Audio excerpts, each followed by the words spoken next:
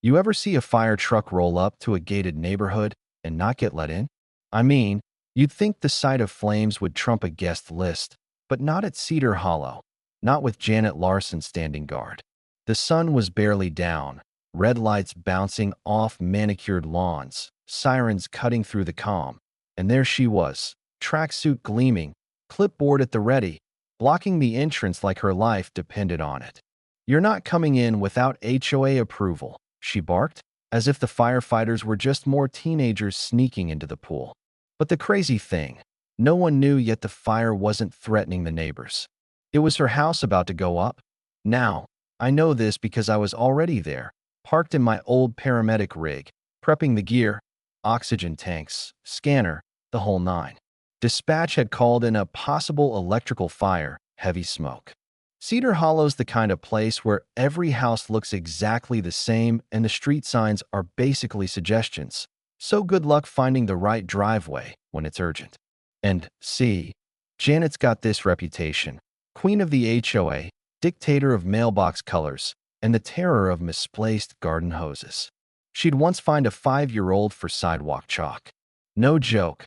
This woman ran the place with an iron fist wrapped in pearls. As the smoke thickened over the rooftops, Janet had already parked her white SUV across the only access road, clipboard waving.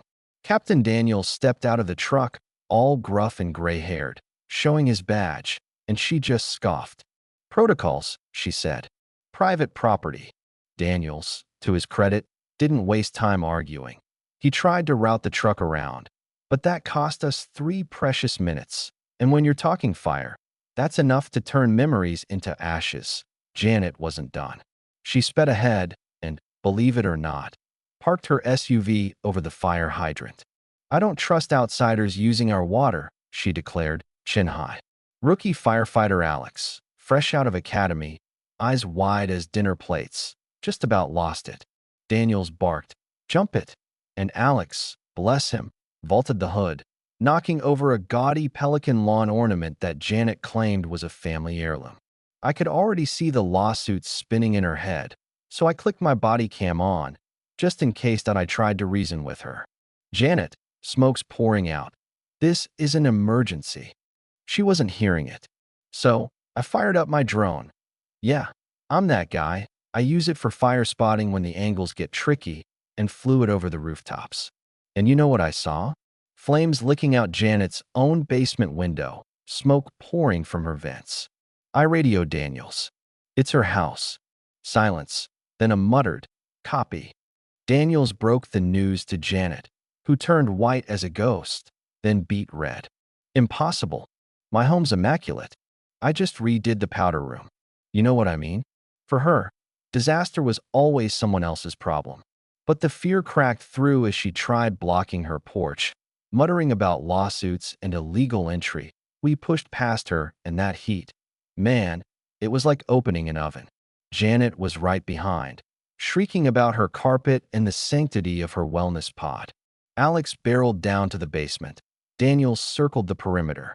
Janet grabbed my arm, trying to explain she'd installed some miracle heater from a top-tier Texas dealer, all eco-friendly. I just stared. Who wires up a spa in their own basement with car batteries and calls it safe? She bolted after Alex and wiped out on a ceramic fox rug. Real cinematic, Alex shouted from below.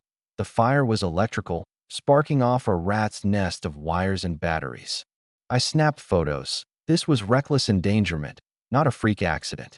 As foam hit the flames, Janet stood in her front yard, tracksuit covered in ash, on the phone to her lawyer, her manicured lawn now a war zone of hoses and foam.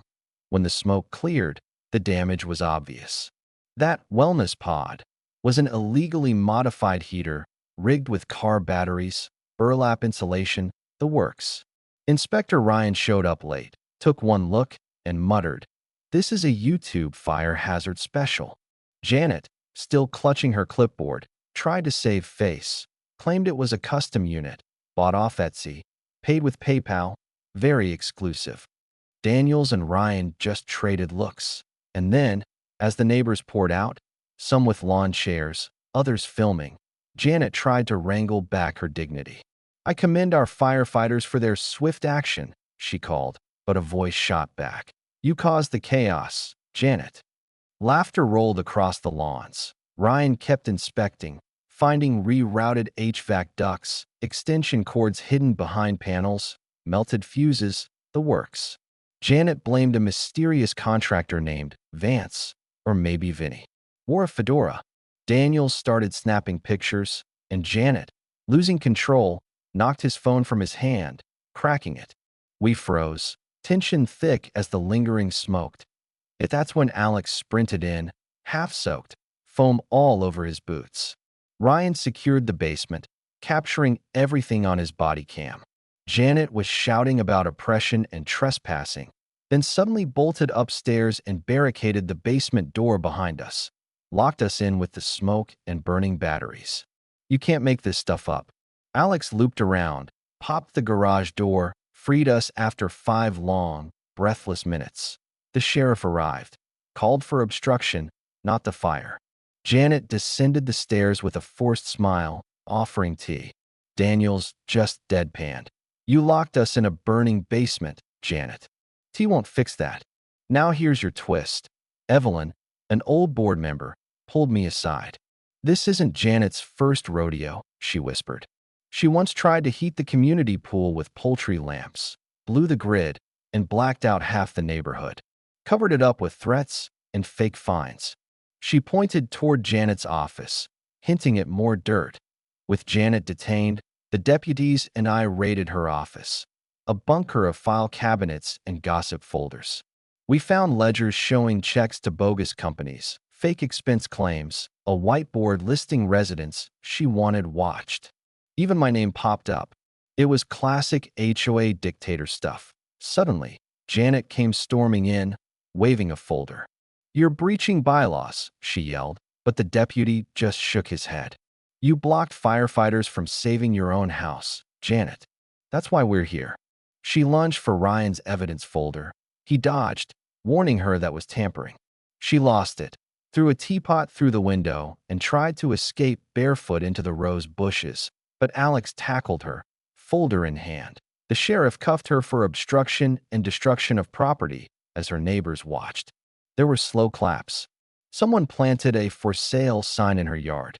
Daniels grinned. Guess Cedar Hollow's open for business. But wait, there's more. Fire Marshal Carter recognized Janet from another community. Different name, same stunt. Turns out, Cedar Hollow was just her latest playground until her own rules trapped her. By that night, news vans lined the street. Alex, foam-stained, went viral, holding Janet's broken pelican, while memes crowned Janet the Empress of Embers. The emergency HOA meeting was standing room only. Folks shared stories about Janet's reign. Fines for colorful flowers, threats over wind chimes, denied accessibility ramps. Evelyn stepped up as interim president and promised no more bogus tickets. Refunds were issued, neighbors cheered. An audit showed Janet's wellness fund was just a shell account to herself. Her home, a charred shrine to her own arrogance, was now off limits. Insurance may be gone to the block party that followed. People let loose, music blasting, kids running wild, not a clipboard in sight. Evelyn put up a new sign. Welcome to Cedar Hollow, home of firefighters, freedom, and pelicans. Alex planted the scorched pelican next to it, a mascot of the rebellion. Janet's husband showed up, shrugged, said he'd warned her about the batteries, then disappeared inside, unfazed. Next morning, the headlines screamed, HOA president arrested for blocking fire crew from burning home. Janet trended online. She tried to make a comeback, marching in with a fresh suit and empty clipboard, but a neighbor just played the viral video of her blocking the gate. She left without a word. As crews repaired her house, laughter echoed down the block. Cedar Hollow belonged to its people again. The spell was broken. And after all that, was Janet a villain, a product of her environment, or just someone who went too far for control? What would you have done if you'd lived there? Let me know in the comments. Was justice served, or did the whole neighborhood go too far? And if you've ever had a run-in with HOA drama, I want to hear those stories. Don't forget to like, subscribe, and share your thoughts below, because every community's got a Janet.